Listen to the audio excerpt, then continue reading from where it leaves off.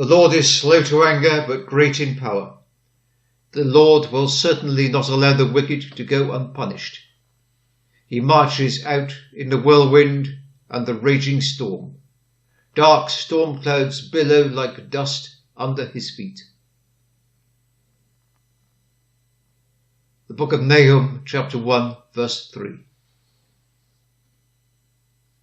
Jehovah is slow to anger. When mercy comes into the world, she drives winged steeds. The axles of her chariot wheels are red hot with speed. But when wrath goes forth, it toils with tardy footsteps, for God takes no pleasure in the death of a sinner. God's rod of mercy is forever in his hands outstretched.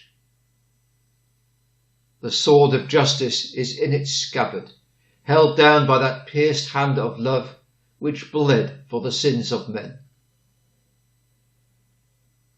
The Lord is slow to anger because he is great in power.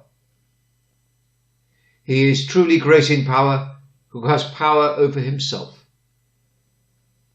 When God's power restrains himself, then it is power indeed. The power that binds omnipotence is omnipotence surpassed. A man who has a strong mind can bear to be insulted for a long time and only resents the wrong when a sense of right demands his action. The weak mind is irritated by the little things. The strong mind bears them like a rock which does not move, even though 1,000 breakers may dash upon it and cast their pitiful malice in spray upon its summit.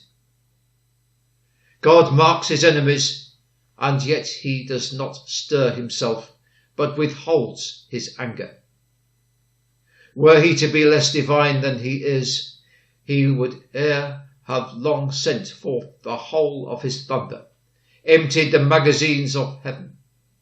He would long ere this have blasted the earth with the wondrous fires of the lower regions, and man would have been truly and utterly destroyed.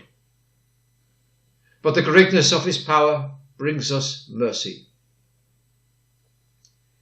Dear brothers and sisters, what state do you find yourselves in this evening? Can you by humble faith look to Jesus and say, "My substitute, you are my rock, you are my trust"?